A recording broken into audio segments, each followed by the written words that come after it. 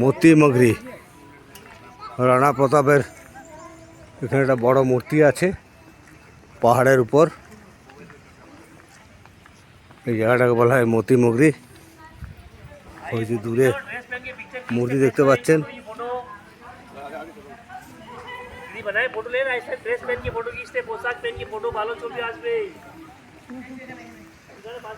চারদিকে পাহাড়, এটা একটা পাহাড়ের উপরই মতি মগরি। এইখানে দাঁড়িয়ে আছে।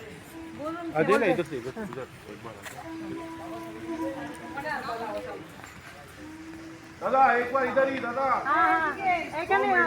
बता दूं फिर आप फोटोग्राफ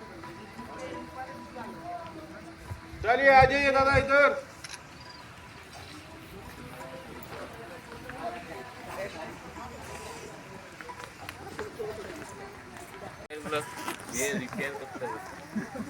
না না সব ডিলিট হবে।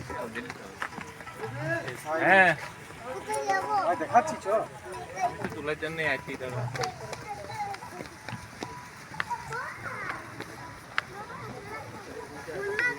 আমার ডান দিকে হচ্ছে নিউ সিটি উদয়পুরে, আর বাঁ দিকে ওল্ড সিটি।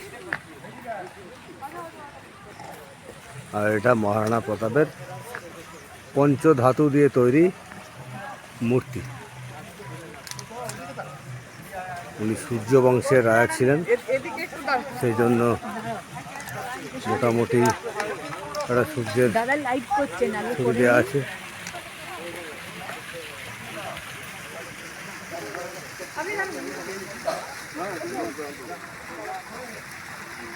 মহারানা প্রতাপ স্মারক সমিতি।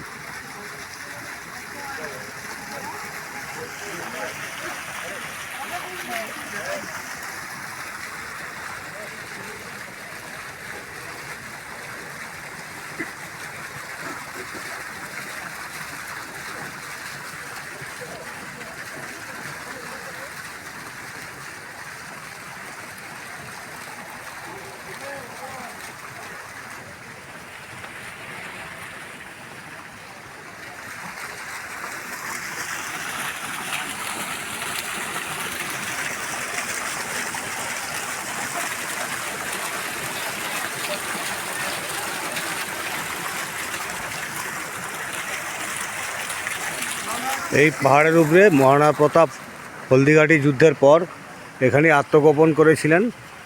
ও আত্মগোপন করে এখানে উনি গাছের মধ্যে ঘুমোতেন, হ্যাঁ, মাটির পাতায় খাওয়া দাওয়া করতেন।